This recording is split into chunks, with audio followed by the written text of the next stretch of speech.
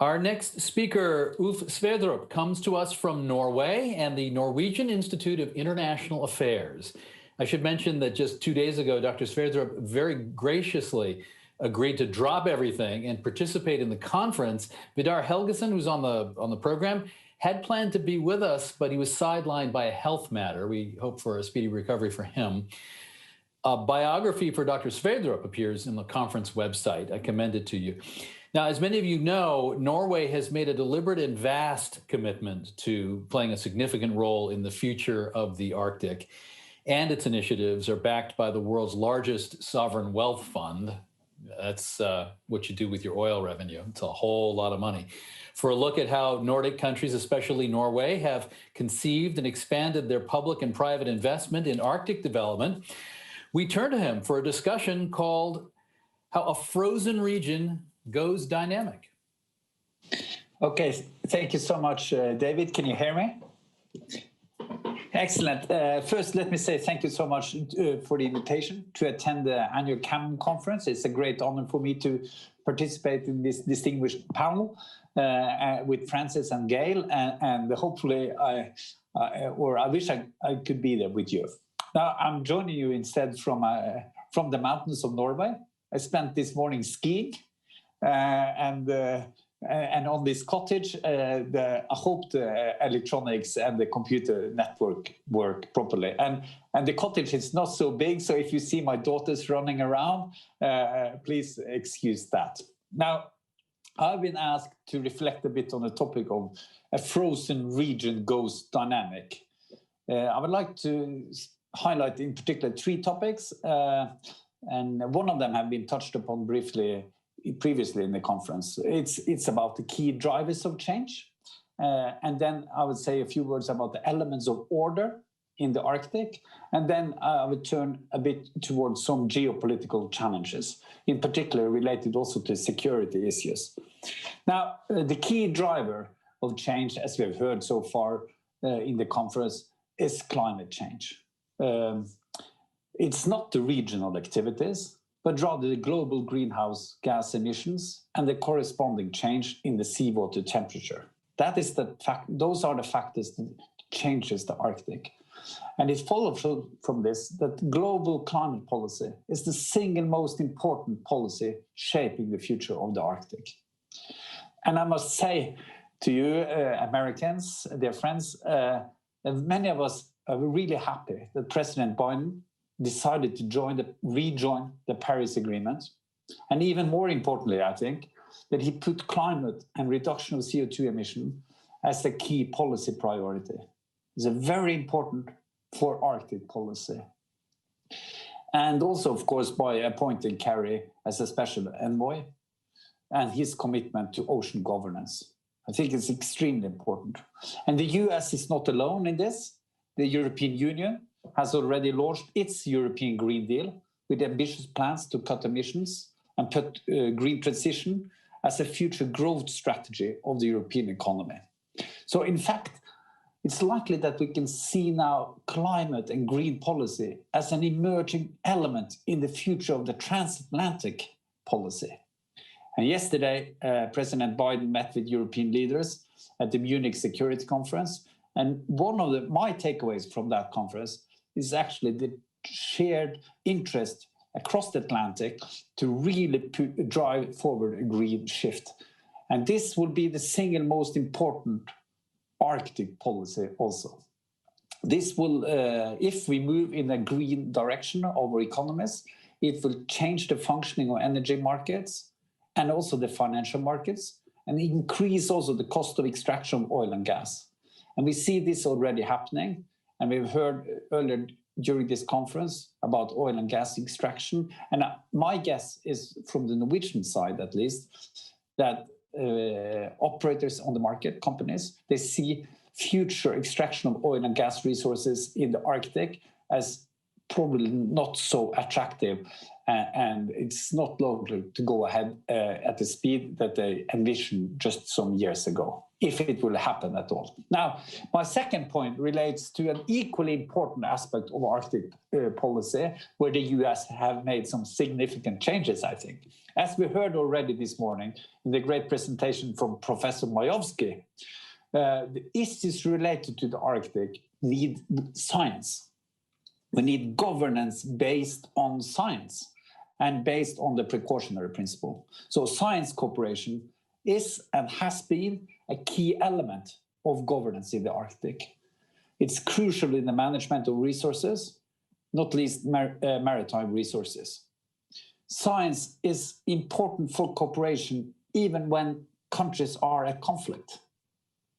And this has worked quite well in the Arctic. So for instance, Norway and Russia, although we might disagree on a lot of topics, we have a very well-functioning science-based assessment of resources, and based upon these methods, we can also define methods and standards for extracting resources, and we can negotiate annual fishing quotas, etc. So again, let me say thanks to the American voters, because I think President Biden make a difference, since President Trump, in some sense, disrespected or indicated a way slightly away from fact and evidence-based policy. And now with President Biden, we see a strong return to science. And I think it's really important. It provides predictability for Arctic policy and Arctic governance, and it paves the ground for a better cooperation. So I wanted to say these things as an initial remarks. Now, let me turn to the second point on international order. Because, as we have heard today, the Arctic is not on... There's lots of people living there. It's not an empty space. We have indigenous people, many other peoples as well. We have cities, universities, economies, infrastructure, etc. At the same way, we have to say that the Arctic is not an ungoverned space. In fact, many mechanisms have established, and they lay a foundation for cooperation in the Arctic. Of course, the most important organizing element in the Arctic is the ordinary territorial and maritime border delimitations. And most of the Arctic resources is within the borders of the states. And most of the resources in the Arctic that President Olaf Grimsson also talked about today, they are actually within the borders of the countries. They are not in disputed territories. In fact, there are quite few territories in the Arctic that are disputed or contested. And that's also why you can see, just look at the map and see that Russia is a very important Arctic state. In addition to this national classic governance system, we have many international agreements that establishes order in the Arctic. It's really important to keep this in mind. And of course, the most important one is the adherence to the UN Convention on the Law of the Seas and other agreements related to global maritime organizations. Although the US is not a signatory, there's a commitment in the US to use international law to ensure peaceful governance of the region. It's really important. A second feature of the order is the active participation by key Arctic actors in circumpolar and northern political institutions and development of regionally specific agreements. Most importantly, I think it's the Arctic Council, established in 1997, but we also have a rather well-functioning Coastal Guard Cooperation. The Arctic Chief of Defense meeting was suspended in light of Russia's annexation of Crimea. But we also heard, as Francis just mentioned, the parties have agreed also a Central Arctic Ocean Fisheries Agreement as late as in 2018. So my main point here is just to say that the Arctic is not an ungoverned space. In fact, it's quite regulated. And importantly, many of these regulations are designed rather cleverly. They are designed not only to tackle the problems of the past, in fact, they are designed so they can help us to resolve some of the challenges of the future. The regulatory regime is quite forward-looking, taking into account the climate changes that are expected. I think in terms of security and governance, I think that the number one priority is to ensure that we stick to and maintain the governance regime that we already have. And here again, I would like to turn to the US and say that we are really happy to see that the US, after the elections and with the new administration, very strong commitment to international rules and to these international norms. And of course, the US has also expressed willingness to take on leadership in addressing regulatory loopholes and challenges that exist. So US leadership into the development of this multilateral framework is really welcomed. Now, is there then no drama in the Arctic? Well, there is. Let me therefore say something about the tension and conflicts and say something about the new geopolitics. And here I will build on some of the research that our institute, NUPI, is doing together with the Wilson Institute in the US, together in the framework of the Munich Security Conference. So I will draw a bit on some of the work I've done together with my colleague Elana Wilson-Rowe and Mike Spraga from the US. Now, I think we can separate between three distinct and different challenges. The first is a more demanding security dynamics between actors in the Arctic. The second is the more contested relationship between Arctic states and non-Arctic states. And the third challenge relates to differing approaches to Arctic economic development and the deployment and use of new technologies. So let me say a few words about each of them, if you allow me the time. Now, Arctic security is to a large extent dependent on or a byproduct of how various key states view the strategic significance of the Arctic in a larger geopolitical context and how they seek to manage security dynamics. So several Arctic countries have recently increased or plan to increase the military activity and capabilities in the Arctic, and they are engaged in active policy review on the Arctic security issues. Russia is, of course, the largest Arctic state. They have, for a long time, had a very significant Arctic military presence. The protection of military assets placed in the Arctic are fundamental to Russia's security strategy, including maintaining second strike capability, nuclear second strike capability, and thus deterrence. So a lot of Russian nuclear defense relates to submarines in the Arctic. Even as Russia faces constraints on its overall budget and maintains a high level of political commitment to Arctic regional peace, in keeping with the 2008 Ilulissat Declaration, is a fact that the country is increasing its military investments in the region. Russia has expanded its icebreaker fleet, renovated and expanded the Soviet-era military bases, built new bases, and has announced plans to deploy new weapon systems in the Far North. Importantly, Russia also began operating and exercising further west. For instance, in 2019, Russia conducted its largest naval exercise since the Cold War, the Ocean Shield exercise. A central purpose of the exercise, it seems, was to demonstrate Russian military might in the region, convey a position of strength and capability, and message the strong deterrent capabilities NATO would encounter if they ventured into the Arctic through the Norwegian Sea, north of Iceland. So we see increased Russian activities and capabilities. On our side, NATO has also sought to train and demonstrate capacity in a way that is firm, but not escalatory. For example, NATO's high visibility exercise, Trident Juncture, which was conducted in Norway in 2018, provided the alliance with valuable experience in conducting an Article 5 operation on the northern flank. The exercise included 50,000 troops from 31 nations, including Sweden and Finland. Importantly, the exercise took place in southern and central Norway, far away from the Russian border, to signal restraint to Russia. Nonetheless, if Russia keeps pushing its activities further west, increased NATO presence northeast of Iceland may be required as a counter-signaling measure. So in sum, we observe more recent direct changes in military posturing in the Arctic.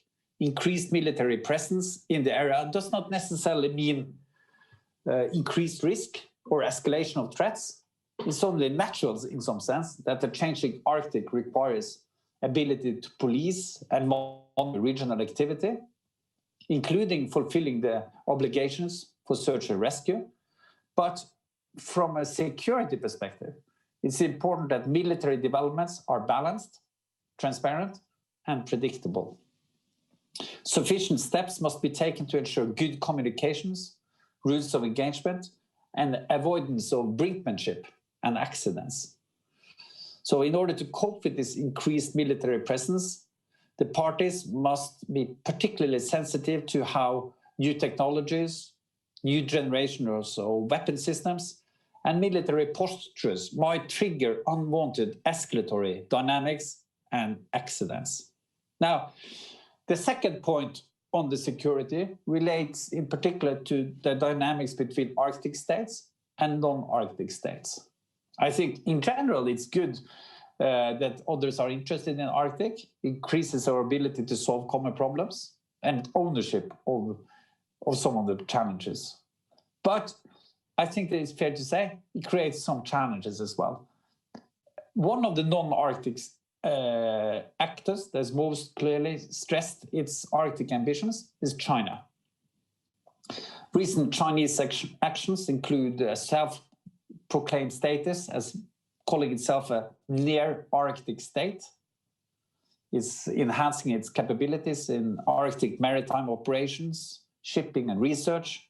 And they also issued a white paper on its Arctic policy and have some ideas about the polar Silk Road.